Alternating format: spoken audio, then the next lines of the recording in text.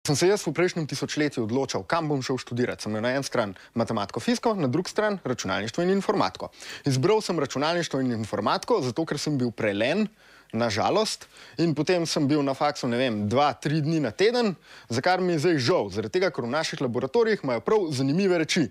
Naprimer, Lego kocke, s katerimi se študentje lahko igrajo. Ampak to ni edini laboratorij. V laboratoriju za adaptivne sisteme imajo simulirano proizvodno linijo in enega majhnega robotka, ki se zna okrog voziti, pa še cel kup industrijskih kontrolerjev, na katerih se tudi študentje lahko kaj naučijo. Tukaj v laboratoriju za računalniški vid imajo pa eno super zadevo, ki je naj-ego-trip. Gre za lep okvir, ki ima vgrajeno kamero. In ta kamera potem pokaže vašo podobo v umetniškem smislu ali nekaj takega. Edina težava je, da je kamera zame malo previsok in se moram postaviti višji, zato da me sploh vidi. Zdaj, moja skrita želja je pa, da bi nekoč iz slik mene sestavili nekaj tazga.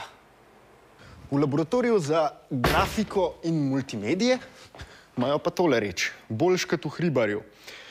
Sistem, ki sledi markerjem in potem na njih riše razne 3D predmete. In potem pač, če listke premikamo, se tudi 3D predmeti premikajo. In če hočemo, jih lahko ubijemo. Študentov pa ne moramo pobijati. Tudi ne smemo početi tega, kar zdaj počnejo v Rusiji v okviru enega eksperimenta, kjer imajo šimpanze, ki jih obsevajo, medtem ko jih učijo uporabljati računalnike. Zakaj to počnejo? Zato, da bi pogledali, če lahko po 500-dnevnem poletu na Mars človek, ki je bil izpostavljen kozmičnim žarkom, še zmeraj normalno deluje. Stvar se počne v okviru projekta Mars 500, ki teče že nekaj let in ki poskuša nekako pokazati, a bomo lahko šli na Mars ljudje ali ne.